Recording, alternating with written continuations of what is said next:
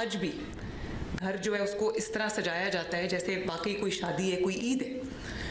تو جب میں چھوٹی تھی تو ماڈل ٹاؤن میں رہتے تھے، تو عید میلاد النبی صلی اللہ علیہ وسلم کے جلوس ہمارے گھر کے آگے سے گزرتے تھے. میرے دادا نے ہمارے ہاتھوں میں، ہم چھوٹے چھوٹے بچے ہوتے تھے، پھولوں کی گلاب کی پتیاں دی ہوتی تھیں اور مٹھائی کے جو پیکٹس ہیں وہ دیتے، وہ ہم جلوس کے اوپر وہ پتیاں پھینکا کرتے تھے اور وہ جو مٹھائی ہے وہ جلوس میں تقسیم کیا کرتے تھے. تو میری تو اس قسم کی ماحول میں میری پرورش ہوئی ہے. مجھے تکلیف ہوتی ہے یہ دیکھ کے کہ کوئی عشق رسول صلی اللہ علیہ وسلم کا دعوے دار جو ہے وہ کام کر رہا ہے جو بالکل نبی صلی اللہ علیہ وسلم کے احکامات کے منافی ہے. اور آپ سب کو میری آپ سے یہ گزارش ہے کہ یہ بھی حدیث ہے نا کہ ایمان کا سب سے کمزور درجہ یہ ہے کہ دل میں برا جانے. ہم سب دل میں برا جانتے ہیں، بات نہیں کرتے سامنے آ کے، کسی نہ کسی خوف کی بنا پہ ہم لوگ بات نہیں کرتے. یہ بات کی جانی چاہیے. آپ اپنے آپ کو تمام مذہبی جماعتوں کو اس سے اپنے آپ کو علیحدہ کرنا ہے، اور ان کے جو فالوورز ہیں جس کے اندر بہت کوئی انوسنٹ لوگ بھی ہیں جو دین کی محبت میں اینالائز کیے بغیر ایک بھیڑ چال کے پیچھے چل پڑتے ہیں، ان کو صحیح راستے پہ لانا، ان کو دین کا اصل روح سمجھانا، ان کو عشق نبی صلی اللہ علیہ وسلم کی اصل روح سمجھانا، یہ آپ سب کا فریضہ ہے. لوگوں کی جو ایک فکری اصلاح ہے وہ بھی آپ کا مذہبی فریضہ ہے. اور اسی طرح آپ کے جان کی، آپ کے مال کی، آپ کی املاک کی، آپ کی عزت کی، آپ کی ناموس کی حفاظت بطور وزیر اعلیٰ میری ذمہ داری ہے، میری مذہبی ذمہ داری، جس کے بارے میں اللہ تعالیٰ کو جواب دے ہوں. اور اتنا جھوٹ کہ آپ نے شاید وہ ویڈیوز دیکھی ہوں گی کہ کیش کے بنڈلز نکل رہے ہیں دفاتر میں سے. وہ اسلحہ برآمد ہوا ریڈز کے دوران، جو اسلحہ شاید لا انفورسمنٹ ایجنسیز کے پاس بھی نہیں. میں آپ سے پوچھنا چاہتی ہوں کہ آپ میں سے کتنے ایسے علماء کرام ہیں جن کے مدارس میں، جن کی مساجد میں وہ اسلحہ کہیں سے نکل آتا ہے یا اسلحہ رکھا ہوا ہے جو اپنے حفاظت پہ معمور جو سیکیورٹی گارڈز رکھے ہوئے ہیں ان کے پاس جو لائسنس والا اسلحہ ہے. یہ اسلحہ کس لیے استعمال ہوتا ہے؟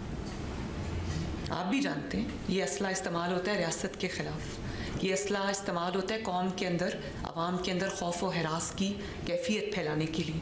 یہ اسلحہ استعمال ہوتا ہے پولیس کے اور رینجرز کے جو لوگ ہیں ان کی سینوں پہ چلانے کے لیے. ایک ایس ایچ او ہمارا شہید ہوا ہے، بہت بہادر بچہ تھا، پوائنٹ بلینک رینج سے اس کے سینے میں گولی ماری، اس کے 2 چھوٹے چھوٹے بچے. تو مجھے پتا ہے کہ آپ لوگ اس چیز کو اچھا نہیں سمجھتے اور آپ اس چیز کو، اس کی مذمت کرتے ہیں، میں جانتی ہوں، لیکن صرف مذمت کرنا کافی نہیں ہے. آپ ایک اس کو اپنے، کیونکہ جب ہم دینی جماعتیں اگر درمیانی بات کریں گی، درمیانی بات جو کہ شاید میں سمجھتی ہوں مجبوری بھی ہوتی ہے کئی بار کرنی، سیاسی لوگوں کی بھی مجبوری ہوتی ہے درمیانی بات کرنا. جب آپ درمیانی بات کریں گے تو لوگوں کے دماغ میں شکوک اور شبہات جو ہے وہ جنم لیں گے. لوگوں کو کلیئرٹی کے ساتھ نہیں پتہ چلے گا کہ کون دین کو ریپرزینٹ کرتا ہے اور کون دین کی آڑ میں جو ہے وہ اپنے جو مذموم مقاصد ہیں ان کو آگے بڑھا رہا ہے. فتنے کی نشاندہی کرنا. اور آپ نے بالکل صحیح کہا کہ جب ایک سیاسی جماعت ہتھیار اٹھاتی ہے تو وہ سیاسی جماعت نہیں رہتی. جب مذہبی جماعت ہتھیار اٹھاتی ہے وہ مذہبی جماعت نہیں رہتی، وہ تشدد پسند جماعت ہو جاتی ہے. اور میں آپ کو یہاں پر پی ٹی آئی کی مثال دینا چاہتی ہوں کہ جب تک وہ سیاسی جنگ لڑتے رہے ان کو کسی نے کچھ نہیں کہا، انہوں نے ہزاروں جلسے کیے، ان کو کسی نے انگلی بھی نہیں لگائی. جس دن انہوں نے ریاست کے خلاف ہتھیار اٹھا لیا، جس دن انہوں نے ہتھیار استعمال کیے، گولیاں چلائیں، املاک کو جلایا، ریاست کی اور عوام کی املاک کو جلایا، اور انہوں نے وہ رویہ اختیار کر لیا جس سے وہ سیاسی جماعت کی کیٹیگری سے باہر نکل گئی، اس دن سے ان کا زوال شروع. اس کے لیے وہ کسی کو جو بلیم نہیں کر سکتے، کسی کو اس کا الزام نہیں دے سکتے، اس کے ذمہ دار وہ خود ہیں. اگر سیاسی جد و جہد کرتے رہتے تو کسی کو کوئی اعتراض نہ ہوتا. ہمیں بھی بہت مشکل وقت میں نے بھی دیکھا ہے, میرے والد نے دیکھا ہے, میرے خاندان نے دیکھا ہے, لیکن ہم نے کبھی ہتھیار نہیں اٹھایا, کبھی کسی کو مارنے کا نہیں سوچا. حکومتیں تو آتی جاتی رہتی ہیں, یہ سب کچھ ہمارا ہے, یہ قانون نافذ کرنے والے ادارے بھی ہمارے ہیں. اب آپ دیکھیے جب انڈیا نے ہمارے پہ حملہ کیا تو کس نے آپ کو فتح دلائی, کس نے آپ کا سر فخر سے بلند کیا؟ آپ کی فوج تھی. اسی فوج پر حملہ کیا تھا 9 مئی پہ پی ٹی آئی نے. تو اس کا جو انجام تھا وہ یہ تو نہیں ہو سکتا تھا کہ کیونکہ انہوں نے ایک سیاسی لبادہ اوڑا ہوا تو ان کو کہہ دیا جائے کہ نہیں کوئی بات نہیں, جائیں, غلطی معاف ہو گئی. انصاف کرنا, عدل کرنا, یہ آپ کی بھی مذہبی فریضہ ہے, میرا بھی مذہبی فریضہ ہے.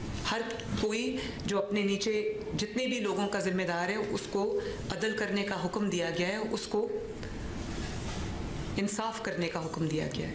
اور آپ یہ جانتے ہیں کہ جب تفرقہ آ جاتا ہے, جب کوئی فتنہ سر اٹھا لیتا ہے تو قوموں کی تنزلی شروع ہو جاتی ہے, تو ملکوں کی تباہی شروع ہو جاتی ہے. میں یہ باتیں آج آپ کے سامنے اس لیے رکھ رہی ہوں کہ مجھے آپ کی سپورٹ کی ضرورت ہے, مجھے مدد کی ضرورت ہے آپ سے. کیوں ضرورت پڑتی ہے بار بار؟ ہم اس لیے کیوں نہیں ملتے کہ ہم نے دین کو کیسے مضبوط کرنا ہے, مدرسوں میں کس طرح ہم نے ان کو اور بہتر کرنا ہے, یا ہم نے کس طرح آپ کی معاونت کرنی ہے. جس قسم کی معاونت کی بھی دینی جماعتوں کو یا ضرورت ہے, ہم اس پہ کیوں نہیں ملتے؟ ہم اس طرح اس سچویشن میں مل رہے ہیں. میرے لیے بھی یہ جو بات ہے وہ بہت تکلیف کا باعث ہے. اور میں یہ پوچھنا چاہتی ہوں کہ وہ قانون نافذ کرنے والے اداروں کے افسران, اہلکار جو آپ کی حفاظت کرتے کرتے, جو اس قوم کی حفاظت کرتے کرتے, اس ملک کی حفاظت کرتے کرتے, جن جتھوں نے, مسلح جتھوں نے ان کی جانیں لے لی, ان کے خاندانوں کو میں کیا جواب دوں؟ ان کے خاندانوں کو آپ کیا جواب دیں گے؟ حتی الامکان کوشش کے باوجود کہ کوئی ایسی سچویشن کریٹ نہ ہو جہاں ہمیں کوئی ایکشن لینا پڑے. 2.25 سال گزارے ہم نے, اکا دکا واقعات ہوتے رہے. جماعت اسلامی نے اپنے بہت بڑے اپنے گیدرنگز کی, مذہبی اجتماع کیے, JUI نے کیے, باقی مذہبی جماعتیں کرتی ہیں. ہم خوشی سے اجازت دیتے بلکہ ان کو فیسیلیٹیٹ کرتے ہیں.